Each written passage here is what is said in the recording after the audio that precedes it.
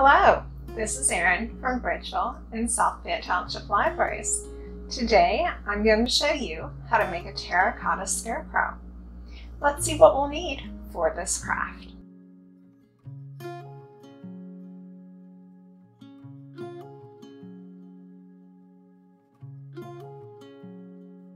We are going to start by cutting 4 pieces of twine. I cut them rather long. You can always cut off what you don't use in this craft. So I've knotted them at the top and then threaded on a somewhat large bead. We'll use the bead in this next step. So I'm going to thread all 4 pieces of twine through the top of one of my larger pots. And so I'll pull that all the way through. And then you can see the bead catches in the hole in the middle of the pot. And what that does is it adds some stability because the twine now can no longer pull through the middle of that pot. So I'm going to set this down. And what I'm going to do next is separate out 2 strands of twine. I'll pull one to the side here, and then one over to the other side, and these are going to serve as the arms of my scarecrow. And then the 2 in the middle, I'm going to just thread through the bottom of my other larger pot. And this pot here will serve as the body of my scarecrow. So here I have my twine coming through. And the next step, I'm going to actually hot glue or super glue the body to the head of my scarecrow to give it just some extra strength, and then I can move on to the limbs here. Now before I hot glue, I want to make sure that my arms are in a good position, that they're across from one another.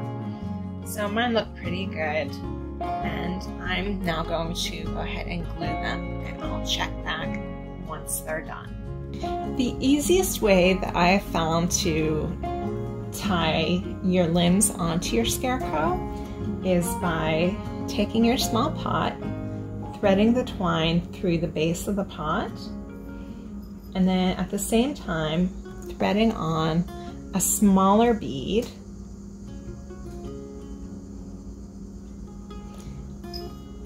and then going ahead and finding a position that you like of where it looks good for your pot to kind of sit.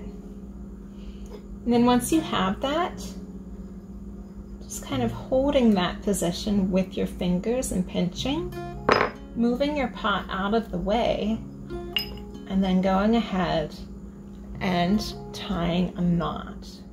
It's difficult to tie a knot inside of your pot, so I found this method works for me. You might have something that works better for you. So then I can just slide my pot on back, and it stays. To do the legs, I like to move my scarecrow to the edge of a table and then position my pots from there and do them the same way as the arms. So I'm going to tie those on now, and then I'll check back when it's time to decorate our scarecrow.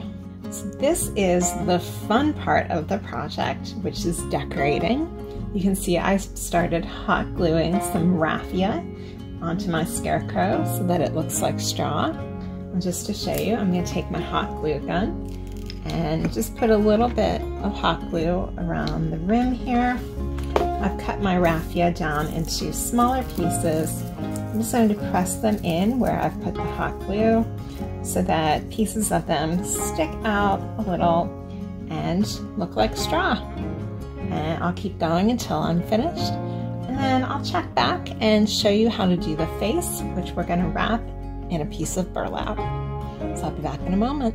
We are ready to add burlap to our scarecrow. To do that, we need to measure how much we need. I have a tape measure here. You need to measure top to bottom. You don't want to include the lip of the pot. And you also need to measure around in order to know how long your strip of burlap needs to be. I use burlap ribbon. I have a roll of burlap. And here I have my strip cut. And when you go to glue it on with your hot glue, you want to make sure the flat part is in the front and your seam is in the back. And that's because in the next step, we're going to be painting a face onto our scarecrow. You don't want your seam to be where your face is going to be painted. So I'm going to go ahead now and glue my strip of burlap on, and then we can move on to adding the face to our scarecrow. So I have painted my face on. I used black, white, and orange acrylic paint, and I used a really fine-tipped brush to get my details on there. So I'll just let that dry, and now my scarecrow is done. So thank you for tuning in, and I hope you have a wonderful day.